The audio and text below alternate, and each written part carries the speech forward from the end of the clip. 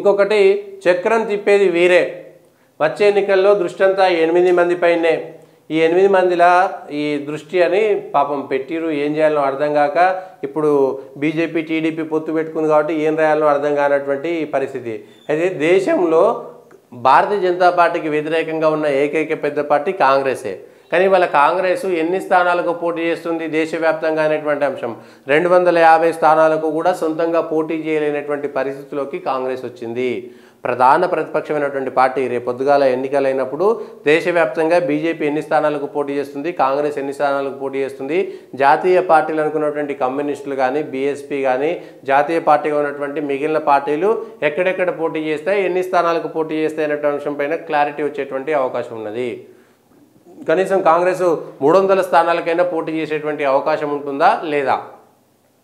మధ్యప్రదేశ్లో, గుజరాత్లో, రాజస్థాన్లో వాళ్ళకు తప్పనిసరి పరిస్థితి కాంగ్రెస్ అక్కడ ఒంటరిగా పోటీ చేస్తుంది. కానీ ఉత్తరప్రదేశ్లో 80 స్థానాలు ఉన్న చోట 10-12 స్థానాల కంటే ఎక్కువ పోటీ చేసేటువంటి పరిస్థితి లేదు. బీహార్లో అట్లాంటి పరిస్థితులే వచ్చేసినాయి. ఇప్పుడు తమిళనాడులో అట్లాంటి పరిస్థితులు వచ్చినాయి. ఆంధ్రప్రదేశ్లో 42 పోటీ చేస్తారా పోటీ చేయరనేటువంటిది తెలియదు. సో కాంగ్రెస్ పరిస్థితి ఎట్లా ఉంటుందో చూడాలి. 2024లో కూడా వరుసగా భారతీయ జనతా పార్టీ నరేంద్ర మోడీ అధికారంలోకి వస్తే ఇప్పుడున్నటువంటి రాహుల్ గాంధీ పరిస్థితి ఏమిటి? ఆయన కూడా యువనాయకుడు అని చెప్తున్నారు కానీ 55 ఏళ్ళు దాటిపోతాడు. అప్పటికి 55 ఏళ్ళు దాటిపోయిన తర్వాత ఆయన యువనాయకుడు అయ్యేటువంటి పరిస్థితి కూడా లేదు. ఎట్లా 2004 నుంచి ఇప్పటిదాకా ఆయనే లీడరు అనేటువంటి ప్రయత్నం చేస్తున్నా కూడా ఎక్కడ లీడర్షిప్ వచ్చేటువంటి పరిస్థితి కనబడతలేదు. సో ఈ అంశంలో కూడా నరేంద్ర మోడీ పూర్తి స్థాయిగా తనదైన ముద్ర వేయాలని మద్దతుదారులకు అసాధారణ శక్తి అయితే వ్యతిరేకులకు కడుగట్టిన వర్గ విభజనవాది ప్రధాని మోడీ. హ్యాట్రిక్ కొట్టడమే కాదు సొంతంగా 370 సీట్లు గెలుస్తాం, మా కూటమికి 400 స్థానాలు గెలుస్తామనేటువంటి ప్రయత్నం చేస్తున్నారు. ఇదొక అంశము.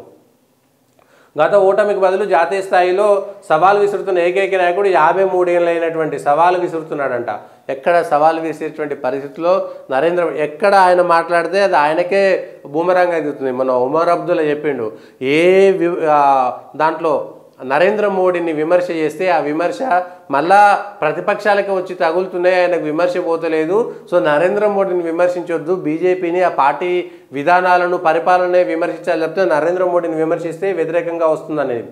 సో ఆ తృణమూల్ కాంగ్రెస్కు సంబంధించి కూడా తృణమూల్ కాంగ్రెస్ బెంగాల్లో గెలిచి ఉండవచ్చు, కానీ 73 స్థానాలు గెలుచుకొని అక్కడ బీజేపీ సవాలు విసిరింది. పోయినసారి 18 ఎంపీలు సొంతంగా గెలుచుకొని కూడా సవాలు విసిరింది. సొంతంగా బీజేపీ 18 గెలిచింది తృణమూల్ కాంగ్రెస్ పైన బెంగాల్లో. సో ఈసారి కూడా 20 పైన గెలుస్తుంది అనేటువంటి ఉంది. సో సవాలు విసిరేటువంటి పరిస్థితులు లేరు. ఇక కేజ్రీవాల్ పీకల్లోతున్నాడు, రేపు మాపు అరెస్ట్ అయిపోతాడు.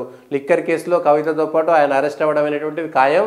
ఒకరోజు అటో ఇటో 4 రోజులు అటో ఇటో మాత్రం కేజ్రీవాల్ అరెస్ట్ అవుతాడు. ఆయన చెప్పింది ఒకటి చేసింది ఒకటి. ఏదైనా ఉంటే పచ్చి అబద్ధాలకు పరాకాష్ట ఎవరన్నారంటే అది అరవింద్ కేజ్రీవాల్ అనేటువంటిది మనం మొదటి నుంచి చూస్తున్నాం. ఎందుకంటే నేను పోటీ చేయను, నేను పదవులు తీసుకున్నటువంటి వ్యక్తి పదవుల్లోకి వచ్చిన తర్వాత ఆయనకు విలువ ఇవ్వాల్సినటువంటి గౌరవం ఇవ్వాల్సినటువంటి పరిస్థితి పోతుంది. ప్రజలు ఎన్నుకున్నారు కాబట్టి అది తప్ప ఒప్ప అనేటువంటి ప్రజలే వాళ్ళు ఇచ్చినటువంటి తీర్పును గౌరవించవచ్చు. కానీ ఢిల్లీలో 7 స్థానాలు బీజేపీ గెలుస్తూ ఉన్నది, మళ్ళీ బీజేపీ గెలుస్తుంది. ఇక తేజస్వి యాదవ్, అఖిలేష్ యాదవ్ వాళ్ళ పరిస్థితి ఏంటి? ఇవాళ ఉత్తరప్రదేశ్లో బీజేపీ 80కి 80 గెలిచినా ఆశ్చర్యం లేదు, 80కి 80 గెలిచినా ఆశ్చర్యం లేదు. 2014లో 19లో బీజేపీ లీడ్లో ఉన్నది. సమాజ్వాదీ పార్టీ పెద్దగా చేసేటువంటి పరిస్థితి లేదు. ఇక ఎక్కడున్నది? శరద్ పవార్ పరిస్థితి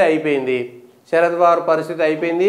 పార్టీ చీలిపోయిన తర్వాత ఆయన వయసు అయిపోయిన తర్వాత శరద్ పవార్ పరిస్థితి మహారాష్ట్రలో పెద్దగా నాయకత్వ స్థాయిలో ఉందని అనుకోం.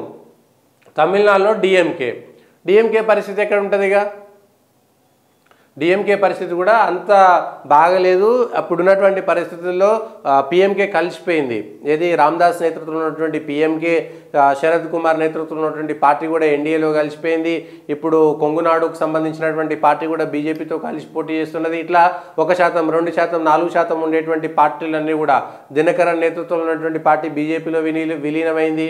రేపు అన్నా డిఎంకే వీళ్ళు ఈ పార్టీలన్నీ కలిసి పోటీ చేస్తే డిఎంకేకు అతిపెద్ద సవాల్ ఉంటుంది. సో ఇవాళ నరేంద్ర మోడీకి సవాలు విసిరేటువంటి పొజిషన్లో వీళ్ళు ఎవరూ లేరు అనేటువంటిది మాత్రం అర్థమవుతున్నది. దానికి సంబంధించినటువంటి అంశంలో క్లారిటీ లేదు అనేటువంటిది